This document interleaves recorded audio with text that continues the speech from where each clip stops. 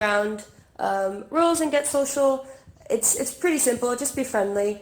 Unfortunately, in this type of event, I don't really have too much patience to give out warnings. So if you're being disruptive or a troll, I'll just bring you back to campfire. It doesn't mean that you can't attend another Get Social event. It just means that you were disrupted in this one and that you've been removed to the event. So in general, just just make this a friendly and cool space to be in together. Quick note, if you're new to the Get Social channel, just a raise perhaps of emojis. How many people have never been to a Get Social event before? 2, yay, 4, okay. How many folks have been in a Get Social event before? All right, people coming back, new folks, awesome.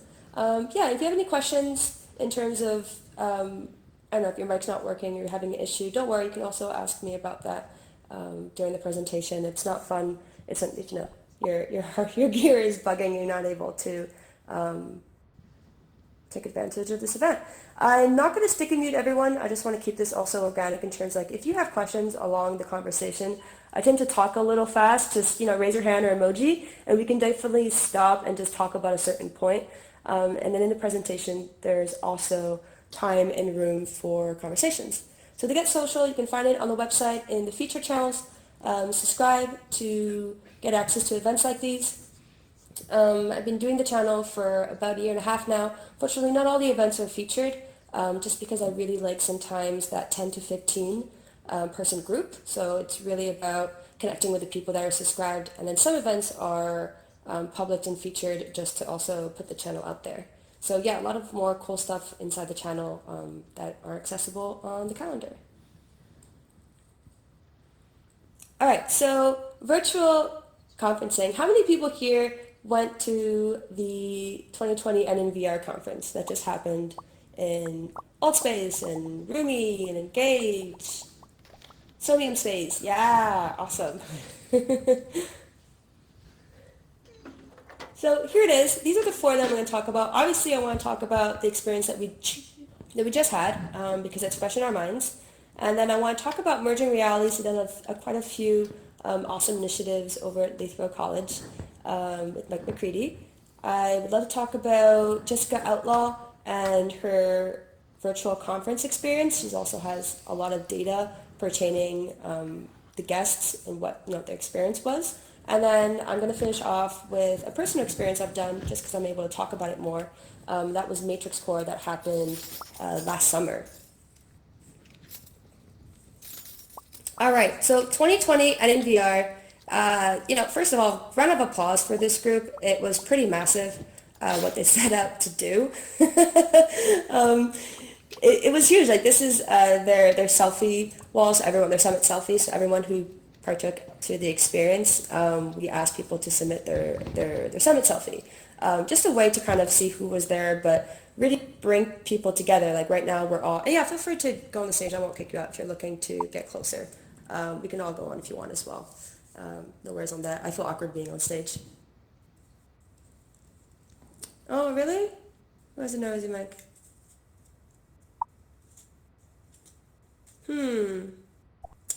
I can't tell for where I am. It was Tommy. I think he just left. So yeah, feel free to come up if you can't see. Yeah, No what's it? worries on Is that. it me? Hey, buddy. Go. So, Hello. ooh, Look. All. hi. So I'm gonna stick in mute, but stay muted if you don't have something to say or a question. We'll get into the mingle part between us in just a little bit. So yeah, so this is a quilt that we did just to show all the people that were in the space and that participated.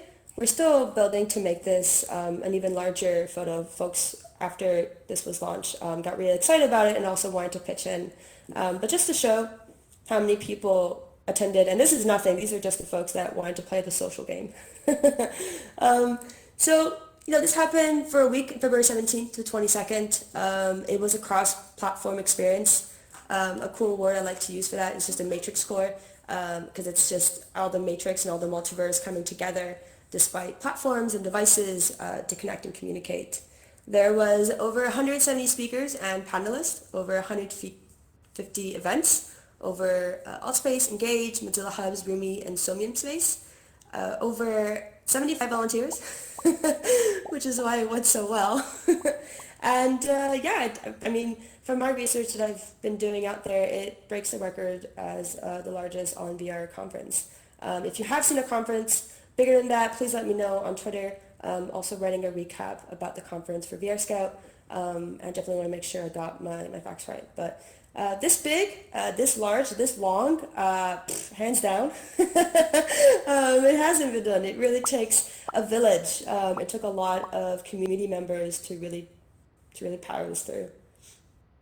Oh, I just want to bring up also up here. This was shared at their behind the scenes event. I'm sure that they have more accurate numbers now, but there was about 5,449 attendees, which is massive. Which is, ooh, someone's, someone's, wait,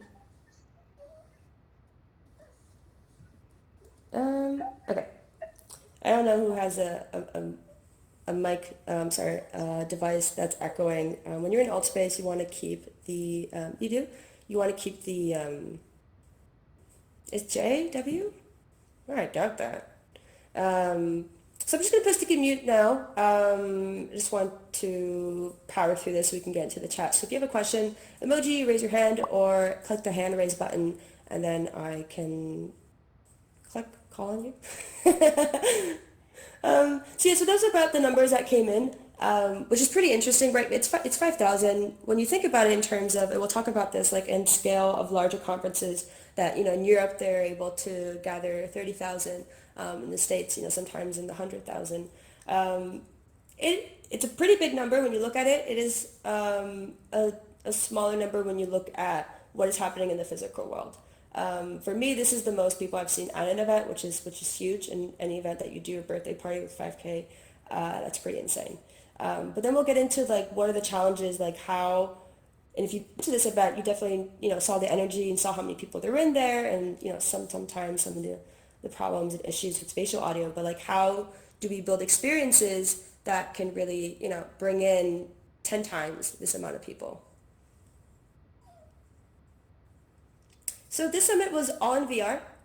You could access the event through, not all the events, because there are different platforms and each platform has different sets of access points. But to the majority, I would say the events were available on desktop and VR, and then some of them in mobile, again, depending on the platforms. So this is a shot of, I really like that they did different color codes for different categories and theme types in terms of like what speakers talked about. That's my puppy. These are some of the feedback for this article for VR Scout. I sent over a survey form to everyone just to get people's thoughts and feelings of the conference just as they came out of it. So good feedback in terms of the social space, people interacting and meeting with people from around the world. That was the biggest plus point in terms of having a moment before or after an event.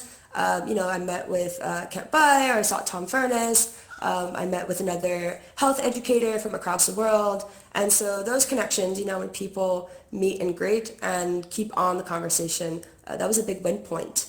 Also, a lot of people congratulating the fact that they got to assist the conference in their PJs or at work, podcast style. No travel was necessary, and this just reduces a lot also of carbon emissions and just also the expenses, especially if you're an entrepreneur or a founder of a startup. It can be really expensive and really difficult to actually fly out to a major city.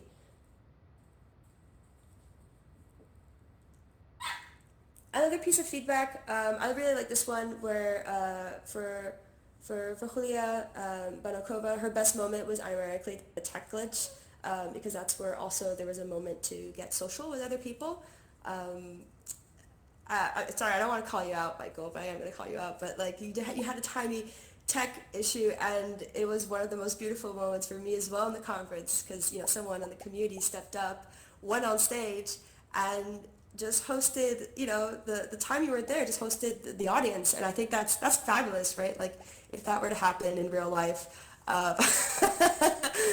power to Nero who actually had the courage to get up. But that's basically, sorry, you're really in my face. Okay, wait. I'm sorry, your mom. Bye. Um, it's those moments where like we're all conscious that we're pioneers. We're all conscious that these platforms and the apps are all work in progresses, and tech difficulties come, and that's what's great that the community just steps up and then is there to back you up. So yeah, that was one of my favorite moments as well. I don't think she's talking about that particular moment, but it didn't seem like the tech difficulties really brought down the experience for people.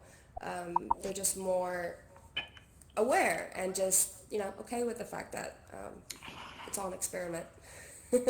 Another big moment was speaking at the moon. Engage had a really cool outdoor special space and environment for the conference. How many folks here went to Engage as well? Did you go to the moon base? Show I didn't. emojis. Yeah. What was your favorite part about the space? Because it had so much detail. Yeah, it was just so detailed and just yeah. My Wait, favorite part were there. Yeah.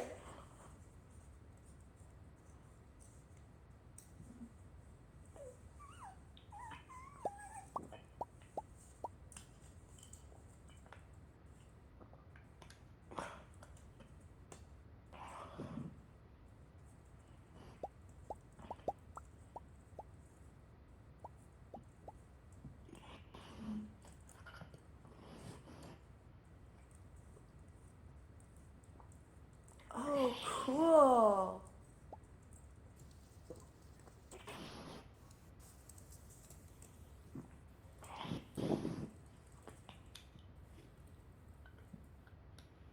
Oh, that's awesome. See, that's another thing. A lot of a lot of recordings and archive that happened for this event are just community members that stepped up and volunteered their time and their skills and talent to be like, I'll make this accessible. Personally, I was on the social side of Educators in VR. Was a guest host on their Twitter channel, and right now I'm running on a really old computer, so I can't really do my social work and be in VR. So I actually spent most of my experience watching the YouTube live streams. So that was awesome. It gave me a chance to keep up with what was going on. Also help out with the online promotion, and then I would only really jump in into VR when there was a social moment.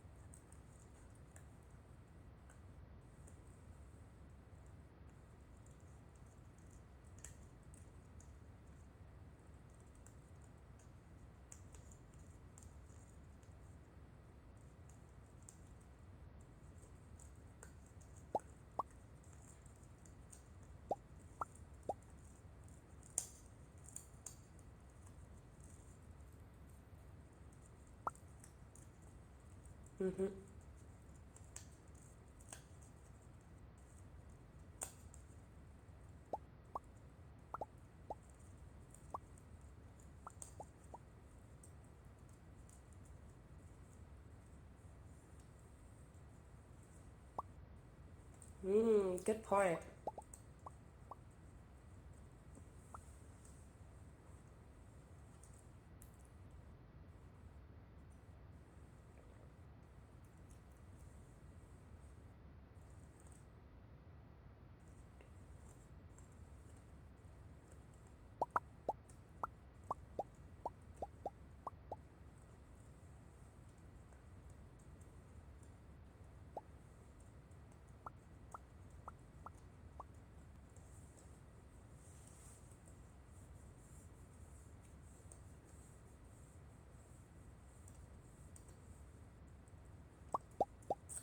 Yeah, I love the passion. VR community on fire. I love it. I love it.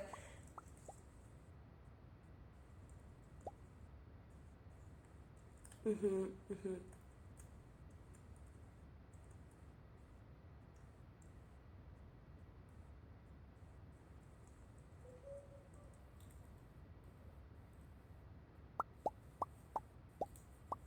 That's interesting. Mhm.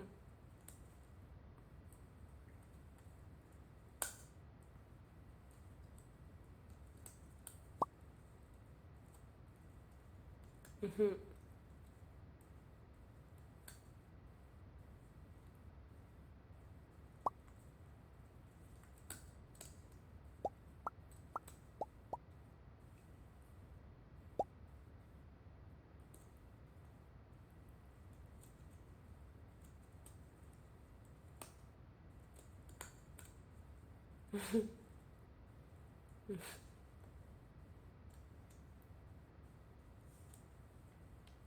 Oh, well, whatever keeps you up at night and motivated. A lot of these initiatives are grassroots. They come from the community.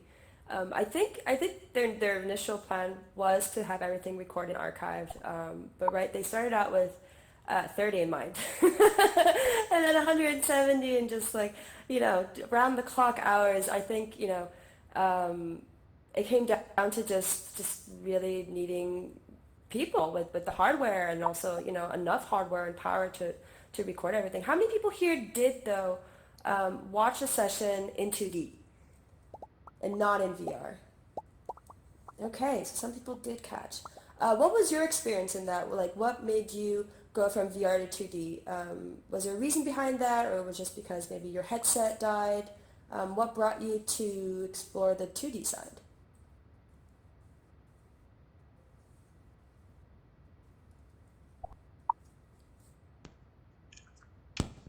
One of the things that was useful for me about being in 2D is that I was more able to take notes and do kind of like research and follow up on people or topics that were mentioned right away. So I liked multi-screening from that point of view. So I thought that was pretty helpful, especially because the content was also going to be basically pointed in one direction. I didn't really need Mm-hmm. to move around or gesticulate a lot, so I didn't need to like hold controllers. So transitioning to that was really good. Um, yeah, I think it's disappointing though for a lot of people that are used to using Macintosh laptops that don't have Mm-hmm. the access to that without an external graphics card. So that's my feedback. Thanks for listening. Good point. Good point. Taking notes, multitasking, maybe being on social media at the same time. There's still a lot of value in the 2D application and 2D view of these virtual spaces. Hmm.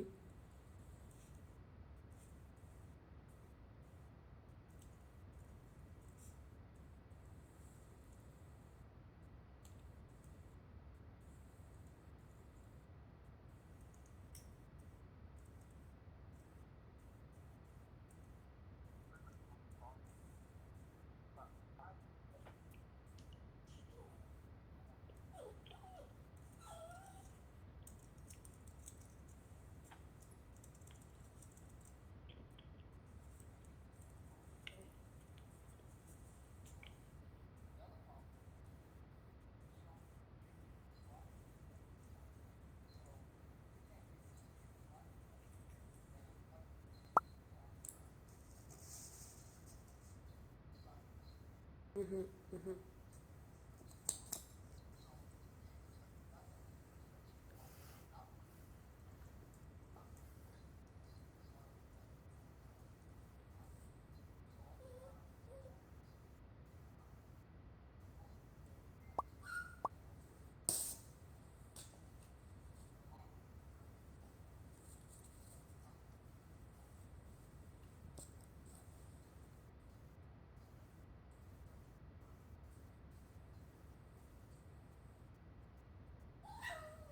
Hmm. Hmm. Hmm.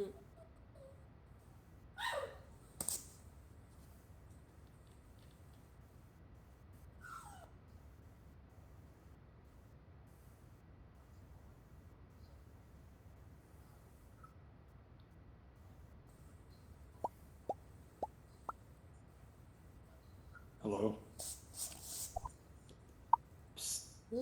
Good point. Oh, someone testing the mic? Hey Andy, how are you? Hi, good, how are you? Good. I think you still have the same outfit from the TED Talk. I do. I recognize that hat. It's a great hat. Yay! Hey, this is Jessica. Oh, great. Well, we're going to be talking about your experience, if you can tell us about it as well. Oh, sure. Yeah, I'm here for like the event that's happening at 12. I'm trying to figure out where it is though. Ooh, let me see. Which one is it? Oh, it's one of after this. Um, I don't know what's right after. Let's see. AMA series? Oh, yeah. Oh, it should be open soon. You're just a bit early, so the doors haven't opened. nice. Are you gonna go too? Yeah, I'll pop in after this, but I'll see you around and Sorry. chat soon. Oh. Sorry, I So keep next like up turning is things merging off. realities. No worries. Next up is merging realities. How many people have been to one of their events? Again, either in Rumi or in AltSpace VR? That's my puppy, that's my puppy. I know, I know, I know, you are beautiful. Not many here, really? They did two, and they've done a few other events like the VR Book Club. Have you been to the book club here in AltSpace VR? For very short. No. Like, Okay. the last 5 minutes, it was nice. Yeah?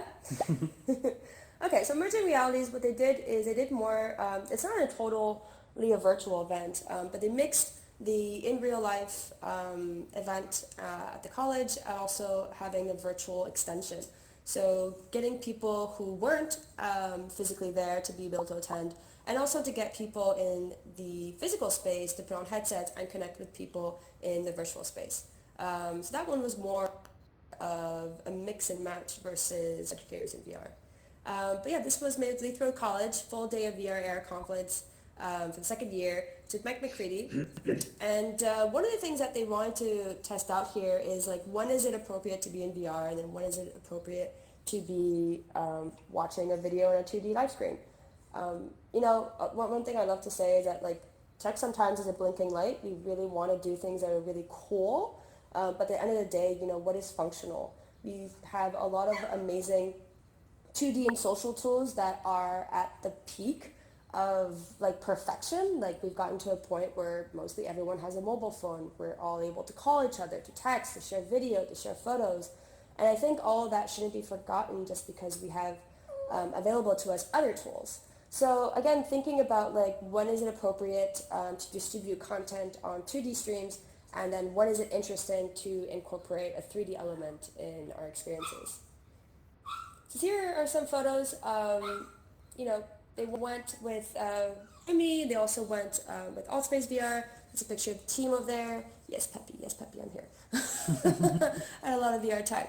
And they also got some really cool keynote speakers, again, that probably wouldn't have traveled to Alberta, Canada, but being able to pop in a virtual space and talk was totally appropriate and totally had the time for it.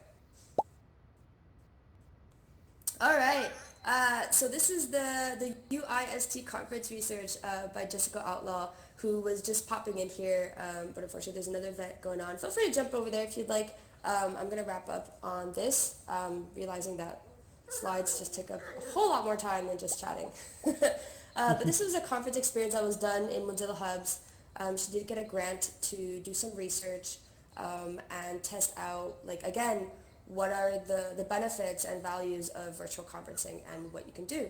This is with Mozilla Hubs. It's one of the most cross-platform apps out there because it works on WebVR. So it works on your mobile phone, whether it's Android, whether it's iPhone, it works on Mac, works on PC, works on a tablet. I've gotten Cardboard to work in the middle of the forest in Thailand. As long as you have Wi-Fi, you can connect into Hubs. And that's one of the things that I really like about this platform is how simple it is, yet how functional it can be. Also with some really cool features that Jessica explored here. So one of the things that she wanted to explore is this growing just want from the VR community to save, on carbon emissions and kind of using VR as kind of a climate change action, like how can we just cut down on the travel, cut down on the expenses. When people go to a conference, there is a lot of waste that is done. There is also a lot of benefit. I know there's a lot of economy and money to be made, but there's also the other side where, there's a lot of people just consuming a lot to just, participate to this one global network event. Another thing that she wanted to know is really the experience that people had. So I like these, like, she's very sciencey. I love how she just brings out numbers from a Google form. But like the top majority, like 92% would say that they definitely would redo the experience. We have a 69% that it was good, mostly good. I think this comes down to a lot of the problems that we have across all the social VR platforms, and that's audio issues. The fact that, maybe you have a good gamer audio and someone else has something that's a little bit cheaper, it's not going to have the same audio quality, and that's just something that, as a whole and as a mass in these platforms, we can't really control. We're all coming in with whatever we have access to. So that's something that makes it, the experience a bit difficult. Also, the fact that sometimes video is lagging.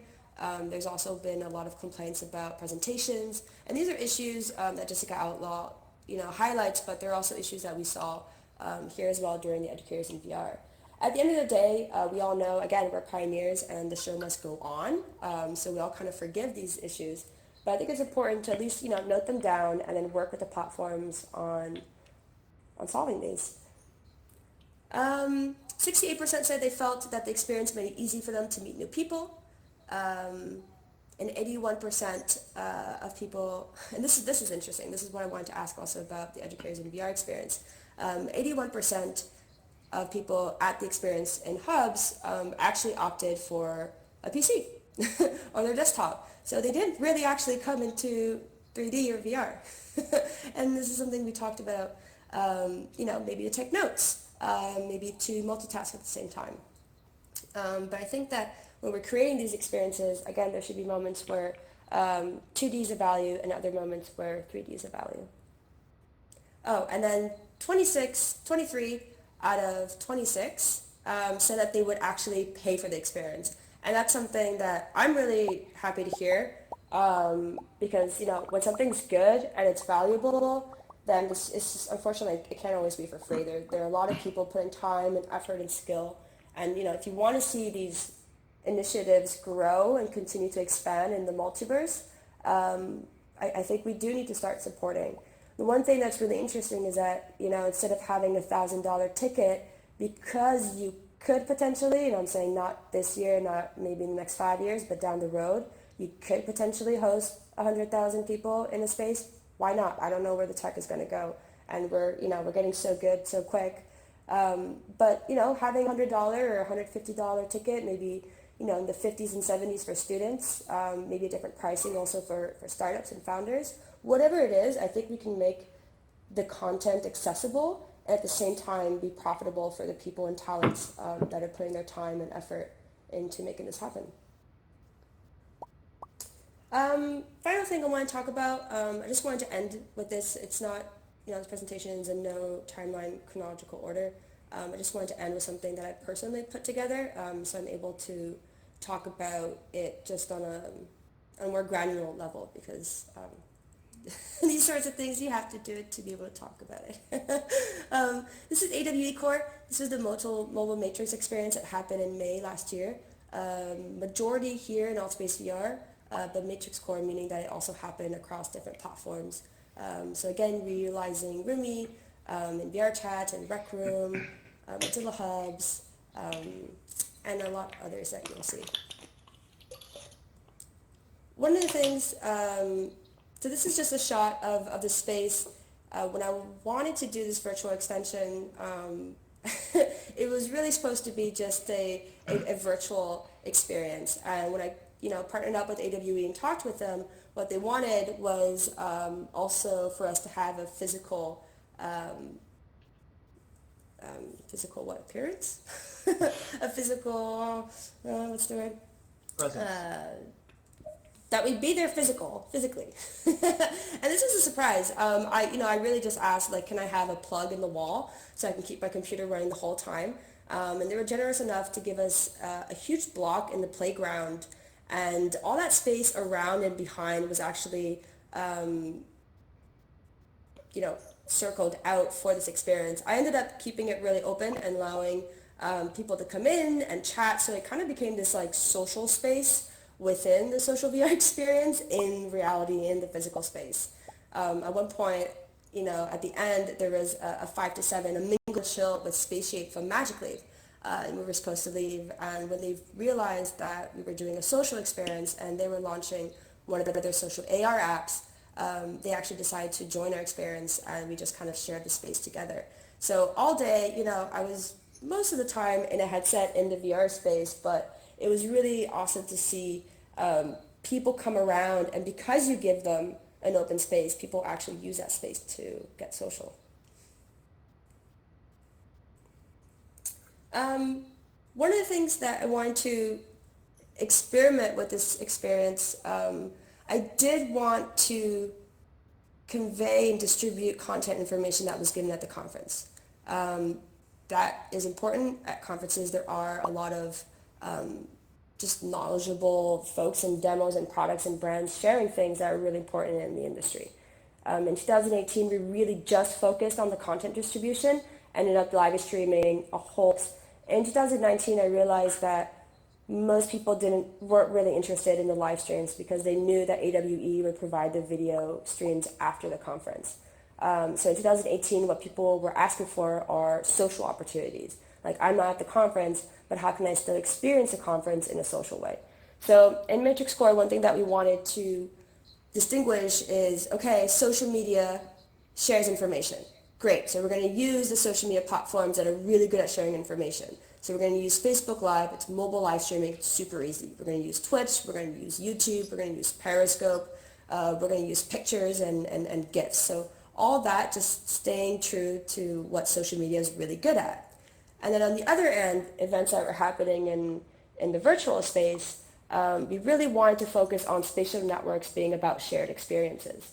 So again, thinking about ways that we can create moments and opportunities for people to create memories for that to foster a stronger relationship down the road. So here are some examples. So this is just a mashup. That's Daniel there, by the way. I actually saw him in real life. I recognized his voice. He recognized mine. He just kind of popped in front of me and took a selfie. That's actually pretty much the only selfie I have. Thank you, Daniel. But here are some of the events, again, mixing what's happening at the conference, what's happening in the virtual space. And as much as possible, I would say there were a lot of failures, but how could merge both audiences and both talent pools, right? Like, we have amazing speakers at the conference, but we also have amazing speakers that aren't able to make the conference that would just make our panel, for example, more inclusive. So how do we make local conversations global discussions? Here are some of the event types that we experimented with. So A, get social in VR, so have a lot of moments and room for people to chit-chat, have a lot of rooms open before or after the event for people to come in and start meeting each other. We had group activities. This one is an obvious one. We had live keynotes, only plucked out the top 5 that were happening in the entire conference. We had live panels.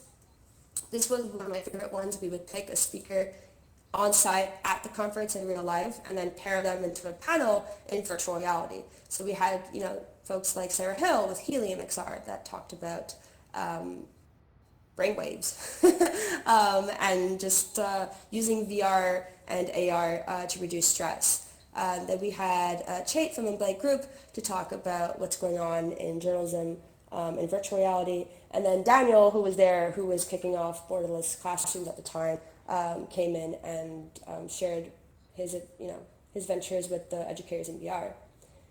We had Q&As with conference speakers. So in this experiment, we would live stream their talk, and then we would get the person in just for a Q&A. So again, utilizing the 2D stream for content distribution, and then using the 3D space to give some one-on-one and some intimate time with the speakers at the conference.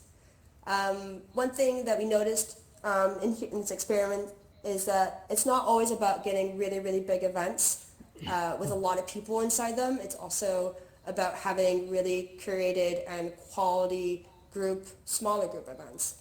So these were called master classes. They were ran through a third-party app like Eventbrite, just to make sure that there was a capped number of people that could actually attend the experience.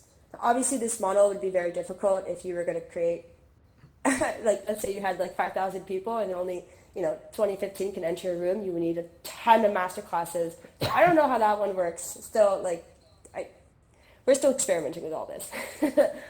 Virtual world exploration. One of the things I think it's important in VR and AR is not forget why we were actually interested in the first place, in in this technology, and that's because it just has a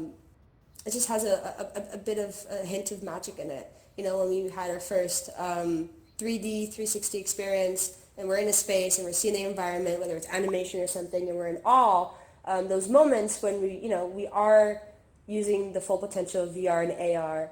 I think at some point, information is great, socializing is great, but I think you also need to have experiences and events that really just breathe and allow people to just slow down and enjoy the moment and experience that they're in. So this is a shot from the education panel. Here are some other events. We did the Human XR Library. This one failed quite a bit. I would say that it was poorly done. Was hoping to have more of a world built to block off spatial audio, but it didn't really work, and we weren't many volunteers, so it didn't make sense to us to have a lot of spaces. But what we want to do is create kind of like a showroom, but like the human library, so have special guests distributed around the space, and the crowd being able to kind of walk and meet with these guests in their locations. At that time we had 3. It turned out to be a mingle, a bit like the Get Social General mingles, but I think I was a bit too enthusiastic about how much audio can be dispersed in the space at that time. And then we had coffee time. Like in real life, you need coffee breaks. Again, always trying to give those little moments where people can take a breather and connect. We had a pool party because AWE had a pool party. Cool thing about that is actually no one went into the pool at AWE. The water was so cold. There was a VR experiment in there, but not many people actually ventured in. And then obviously in VR, it was fun, it was great, and it was done with Chris with the LGBTQ and Friends group here in Altspace. Live entertainment, we had the Rooftop VR, again showcasing the entertainment side of virtual reality and the professionalism. So they have a talk show. I'm sure that you've seen it here in Altspace VR. It had a few guests, and they really tailored and customized their talk show to talk about the conference. Nava, that was here at the beginning, I think she crashed. She had a really cool experiment with Facebook Spaces. Right here in the picture, you can see that. So she was in Facebook Spaces in VR, and then at the conference, she would link up with someone, and they would be via mobile. So Eva Leon came, Paige came, I came myself, and we're, like you see here in the picture, just like that little screen, that's kind of like a little mobile. And they're speaking, communicating in real time.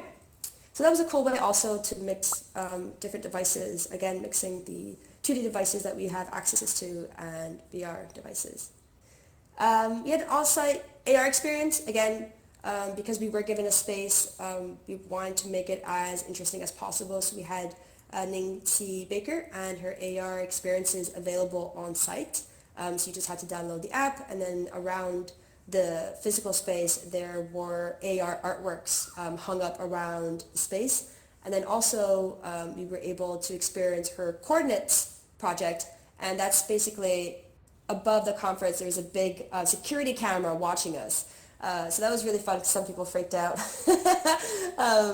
It's one of her most just politic activist pieces. And then yeah, the last one, event type that we did was a Senka set Mingle. That one, like I said, it was a total surprise because I was going to leave the space for Magic Leap, but they ended up wanting to share the space with us. So that was cool.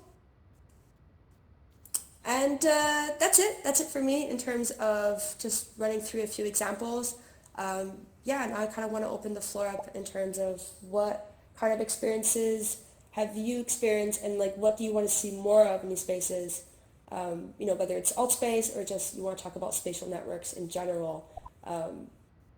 I totally want to hear it. Thanks so much, Andy. I have a question. In one of your later slides there, you were talking about an XR experience that didn't go very well, and I think that you alluded to that there were audio issues. And I was wondering if you could expand on what you thought the problems were with that. I didn't see it, so I Uh, don't know. oh yeah, no, I didn't have a picture for it. Because it didn't go very well, so I didn't have any pictures. Okay, so the idea was I've seen this experience in real life and I loved it. I was in Montreal, and you're in a library, and basically there's tables all over the place in libraries, and around this building there are experts spread out across the space, and it's kind of like an open house, so there are just groups of 5 and 10, like I'd say like a good like 70 people are participating in these experiences, and you just go around table by table and you just chat with the speakers that are there, or the guests that are there for a couple minutes. It's a way just to, for example, Jesse Dandy was there, and you can just walk up to him and talk to him for a few minutes, answer some questions. That was the thought process, was to have initially 7 different speakers spread out across the space, and just have crowds of people walking around, mingling with each other, also being like a free space for them, without talking to a speaker, also just to talk amongst themselves. And that didn't work well because audios just kind of went over each other. So when someone was talking, I mean, people in all space are just sometimes way too kind and way too respectful that everyone just went quiet. No one talked. So you didn't have that general brouhaha and people sharing and exchanging, but you had pretty much what we have here. One person talking, everyone's, being quiet and listening in, and everyone just kind of ran around in this circle. I didn't expect that. I wanted people to walk around, but it didn't work like that. I mean, it ended up being a great session between us, and that's interesting. I didn't try that experience again. Now I just do get socials, and I just get special guests roaming around the space. But yeah, that's what happened. The solution to that we wanted to do was to create different portals. So have like really small worlds, and then you would portal out to like another small world, and then another speaker would be in there. But yeah, no, this was put together by a very small volunteer team, so we didn't have time to build a custom world. But it was interesting. It was interesting how like the social ethics, right? What are the social ethics in VR, and everyone was just too kind here. I wonder if the distance of the spatialized sound was reduced, if that might help solve some of those problems. So you would really need to get like in a close conversation range in order to be able to hear. It might keep the background dimmed down. But anyway, thank you very much for sharing. That's a good idea.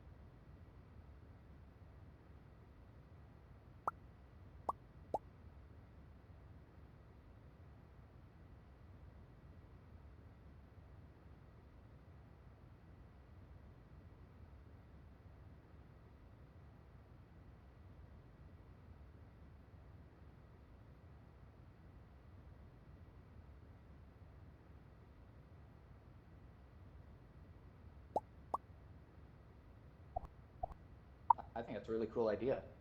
I don't know how to do that in alt space right now, but I can. I'll suggest it and see what we can get happening.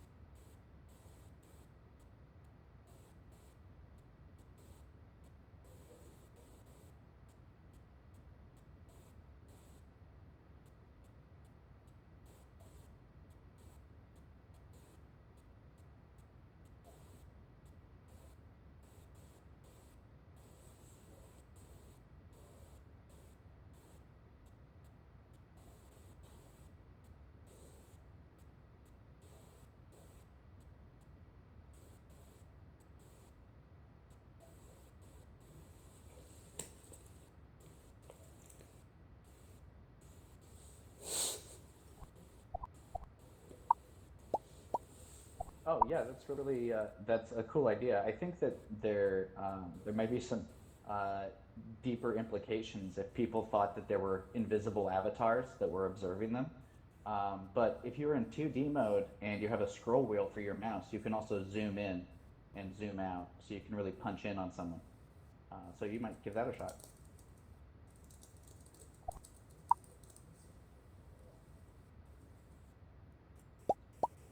No, it just zooms in your view. So I'm in 2D mode right now, and I'm, like we're like 10 or 15 feet away from you, and I scroll my mouse forward, and your head fills up the entire frame of my screen, and I'm not moving at all. Yeah. Yes. So if you have like a second avatar that's operating as a camera bot, you can place it up out of the way, and then either use that to punch in on somebody who's speaking in the audience, or use it to just really tighten up on whatever it is that you're looking at. Yeah, you're welcome.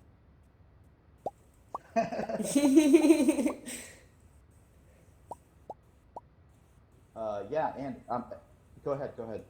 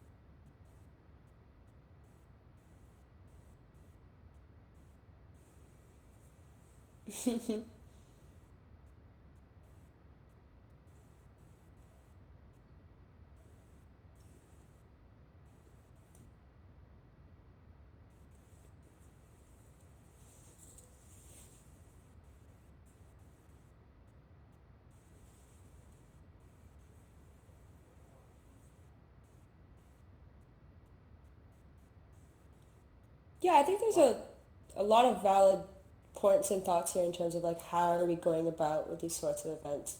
I just wanted to bring a tiny point on the recording. I do think there's still value in you have to be here to experience it. You just have to be here to have the memory. And there's something to be said on I feel like with social media, we've gotten to a point where we just want everything recorded and accessible. Now, not to say that keynotes, from like, for example, Alvin, president of the HCC China, like, his speech, he's been doing it, he's prepared it, he's put so much time into it. Like, I feel like those types of events, absolutely, I think that should be recorded. And then events that are either social or more workshopy, like I feel like sometimes when there is that camera and people know they're being recorded, they just tend to kind of um, just close up a bit on themselves. And I think that we do need to give room in these virtual spaces also for just raw naturalness. And that happens when you're confident and you feel safe, whether it's just laughing really loudly or not just being too conscious of what you're saying that, it's going to come bite you afterwards and just being able to express yourself. So I think there's like a good happy medium in terms of like, what are we recording, what are we not recording, what are we archiving to show the world like this happened and having that historic moment and like that flagpole in the timeline. And then also creating enough kind of a safe zone for people to really be themselves and express themselves and connect and create that memory. And again, like in VR, I feel like those memories, it's, I was there, you were there, and that's why we share this memory. And people who weren't, then unfortunately, the distribution strategy in terms of what is accessible afterwards should be a different experience. So if you weren't at the event, what is your then experience, right, of this conference? So I think it's about thinking about things in different viewpoints, right? Someone who came, what should be available to them and what will they be looking for? Someone who missed it because they saw the social action, they're like, oh, what happened? And you're like, you missed it. It was last week. Like, what kind of content is important for them and should be available to them? Yeah, that's all I have to say. But I think like that just takes kind of a step back because I feel like we have so many digital tools. We just have so much available at us at all times, but we don't want to copy everything, right? We really want to kind of craft the story around what, the event was in a certain way that whether you were there or not, it's still impactful.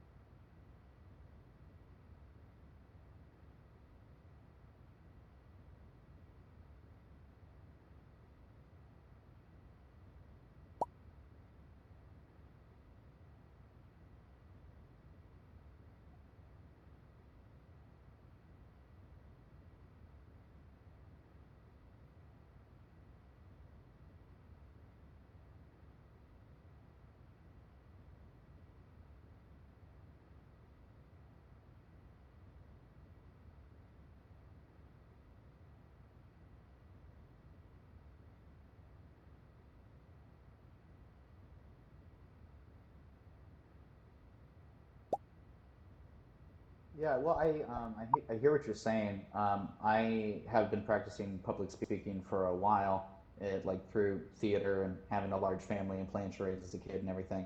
So it doesn't really bother me as much. But but I hear what you're saying is that there are some people that get really nervous and self-conscious about speaking. And I like your program or plan to increment slowly that social aspect. But a quick shortcut that I considered is as you and I, Bilmar, and it looks like Andy as well, is in 2D mode. You can place your avatar in the right place to be speaking, or where the speaker should be, and then click over to your presentation slides and focus on your content and just speak without having the like the blank eyes of avatars staring up at you. And so that might be one way to kind of like cross that bridge about sharing content while also lowering the anxieties for the presenter as much as possible. But then again, of course, if they want to be a better speaker, training is excellent too.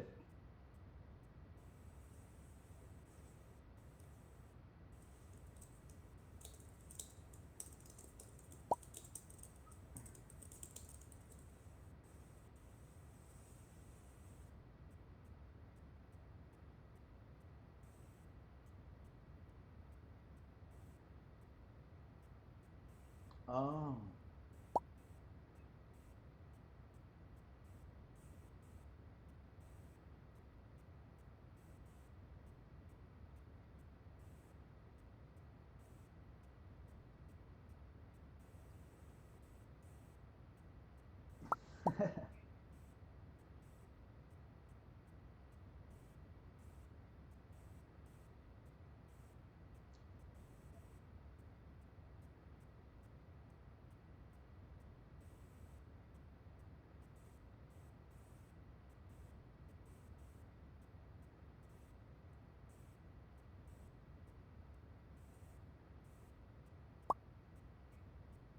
Right, right.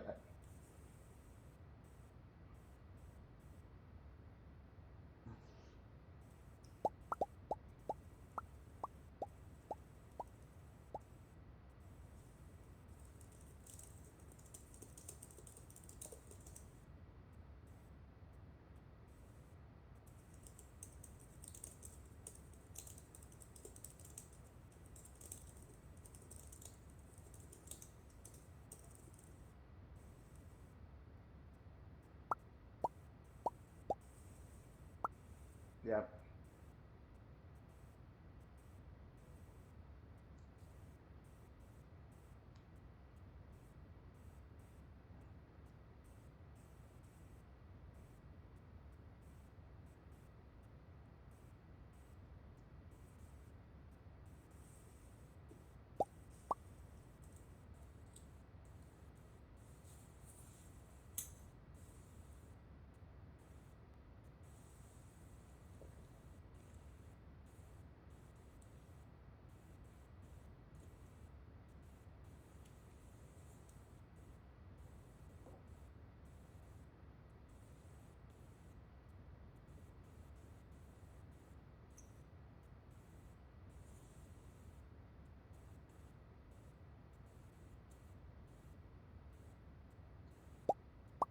Right. Well, I actually, yeah, if actually, something you said to me just now kind of caught in my brain, which is the social, be here now, presence type of moment versus like watching a movie, which is almost certainly not a social experience. It's more consumptive. There's no give and take. So I see that there can be like super tremendous benefit from being able to visit a scene and catch the content as if it were live, and especially that could be really good for aging populations or training or anything like that. But it is not the same way as being able to interact with others who are also experiencing the content in the same way. So I think that while I agree with you that there's some really cool and limitless stuff that we might be able to do, that the transmission of information paradigms are very different. But anyway, you have really some wonderful ideas. Yeah, this conversation was great. Thank you so much. I'm gonna close the Get Social room, but always, these All rooms right, stay cool, open cool. for as long as Can you I, want. But thank you for joining. Andy? This was Can I ask cool. Yeah, can I ask you a absolutely. quick question before you go? This is I didn't want to interrupt, but No, maybe absolutely. I have a question about creating an experience. I sit on the board of directors of the Aurora Historical Society, and we actually run a house called Hillary House, and it's of the Aurora Historical Society.